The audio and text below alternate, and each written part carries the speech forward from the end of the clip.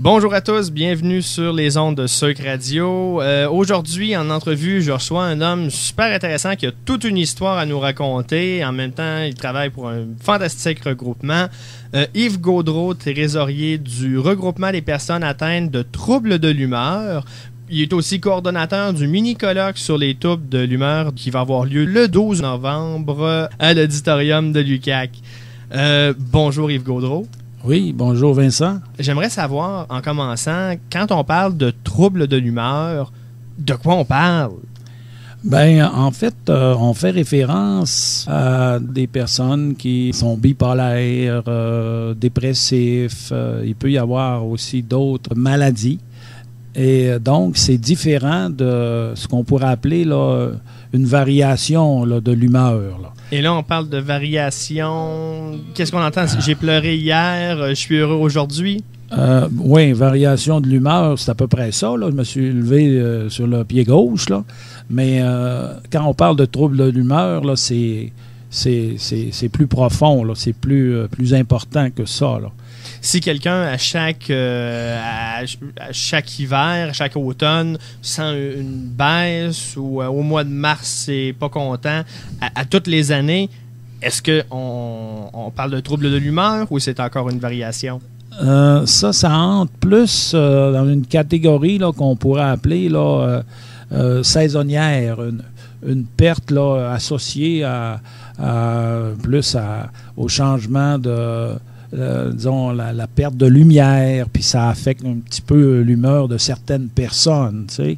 Alors, donc, ça, habituellement, des fois, on corrige un peu la situation avec de la luminothérapie, puis parfois en prenant des marches, mais souvent, ce n'est que passager, cette période-là, là. Tout ça, c'est pas nécessaire de prendre des médicaments ou autre. Ça revient de soi avec le soleil ou quelque chose comme ça. Là. OK, c'est bon. Puis le regroupement, là présentement, on parle du regroupement des personnes atteintes de troubles de l'humeur. Est-ce que le regroupement est là depuis longtemps? En réalité, ça fait 1 an que nous avons changé notre raison sociale. Auparavant, nous étions connus par, disons, le nom officiel de notre organisation, c'était l'Association des dépressifs et maniaco-dépressifs de Chicoutimi.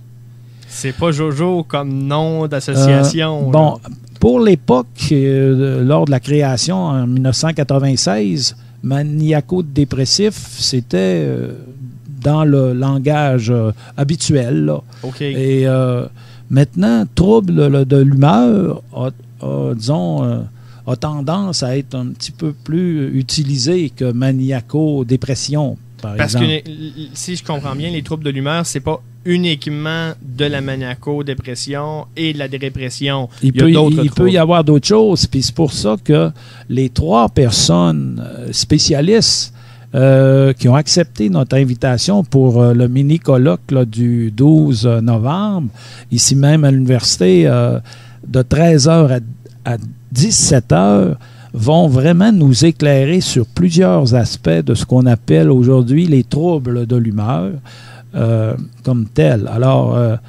nos invités, en fait, nous avons une psychologue de formation et qui est directrice générale d'un organisme bien connu ici au Saguenay qui s'appelle Le Maillon.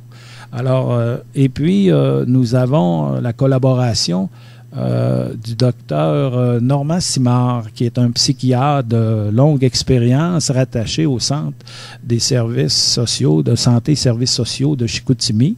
Et nous avons aussi comme collaborateur vraiment particulier le docteur Martin Beaulieu, qui est un chercheur, disons, appelons ça là, de calibre international, en neurosciences intégratives, rattaché au Centre de recherche Université Laval, Robert Giffard de Québec.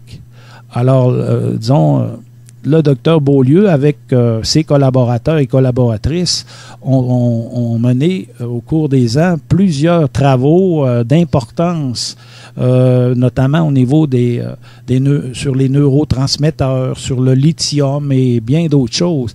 Alors donc, c'est quelqu'un qui est on peut dire, à la fine pointe là, au niveau scientifique de ce qui est disponible aujourd'hui là, et au niveau connaissance, puis au niveau probablement pharmacologique, là, chimio-pharmacologie, si vous voulez. Là.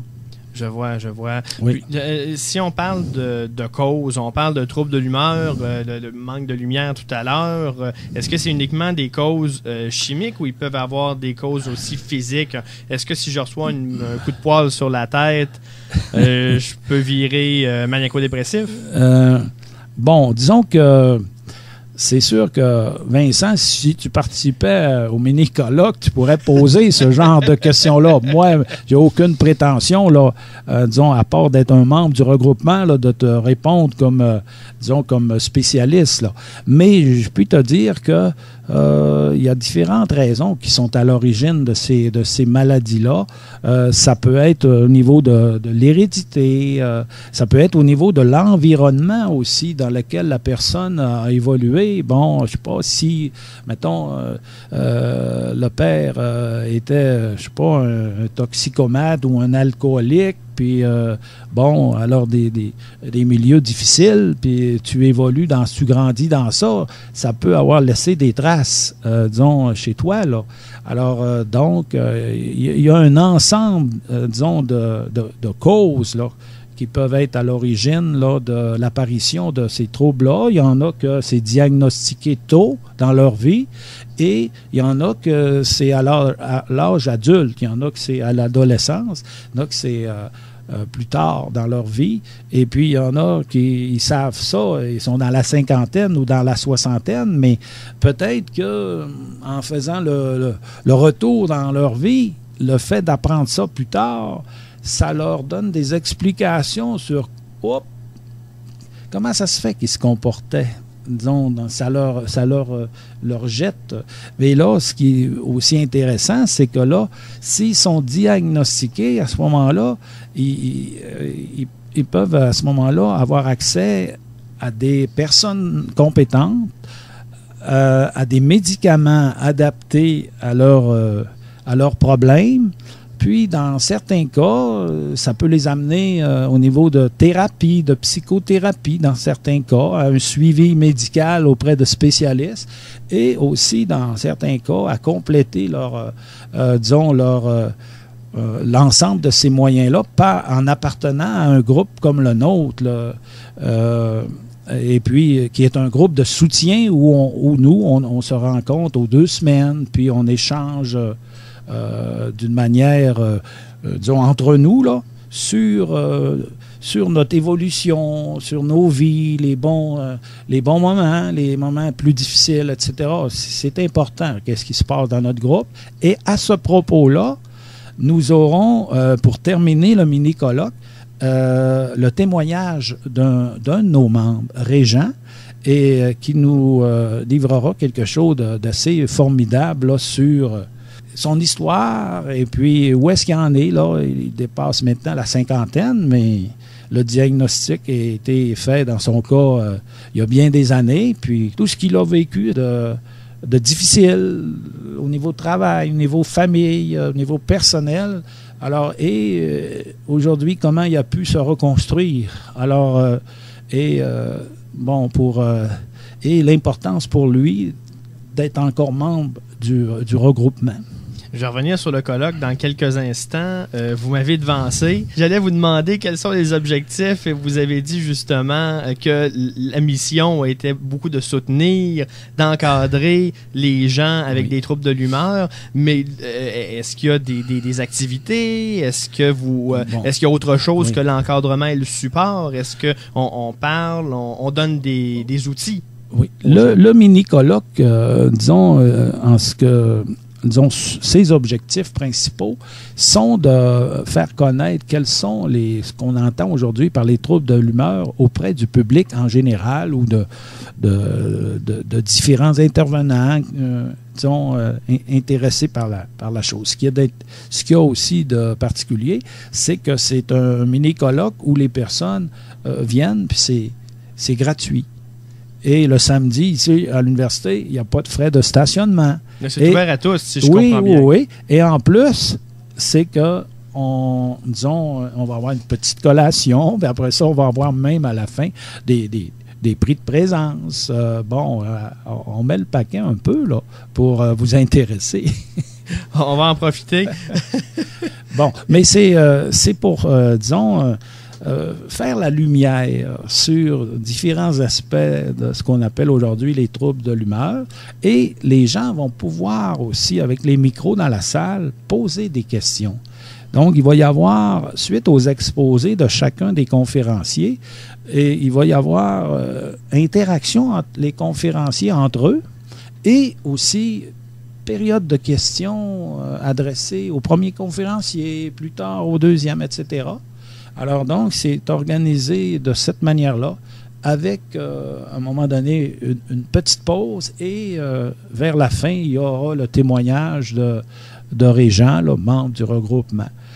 Alors, ça devrait être, une rencontre très particulière, mais enrichissante et utile pour les personnes qui vont vivre ça avec nous. Évidemment, s'il y a des préoccupations plus personnelles, il va y avoir quelques kiosques avec des organismes qui vont être présents. Puis à ce moment-là, il va y avoir de la documentation. Faire du cas par cas. Oui, là, une personne qui vit quelque chose dans son entourage, à ce moment-là, va peut-être disposer d'informations pour peut-être aller plus loin. Ah, c'est fantastique, ça. Et y a-t-il d'autres activités qui sont prévues pour... Ça se situe dans le cadre du 15e anniversaire de fondation de notre association. Et puis, c'est notre contribution là, à notre petite organisation. C'est l'apport qu'on voulait faire ici au niveau régional. Et puis, on ne sait pas dans le futur qu'est-ce qui pourrait découler de ça. Mais... en tout cas, on croit que c'est d'actualité et que c'est pertinent et que ce sera aussi de qualité ce qui va se passer là et utile.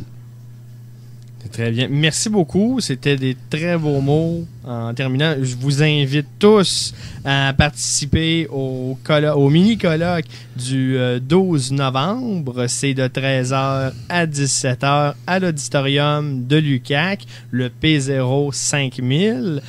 Yves Gaudreau, je vous remercie énormément. Un dernier mot? Oui, c'est que on peut s'inscrire parce qu'il y a un petit coupon d'inscription.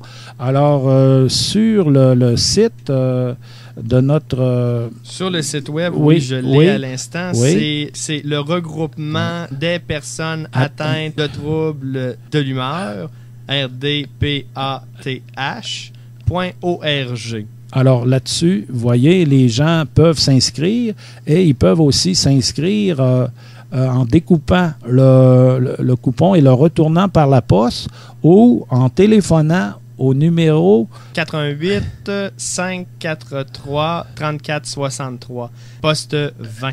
Oui, alors laissez vos coordonnées et à ce moment-là, on va pouvoir noter votre inscription par téléphone et à ce moment-là, vous aurez une enveloppe réservée lorsque vous vous présenterez samedi le 12 à 1h. Donc, M. Yves Gaudreau, je vous remercie beaucoup. Merci beaucoup, Vincent.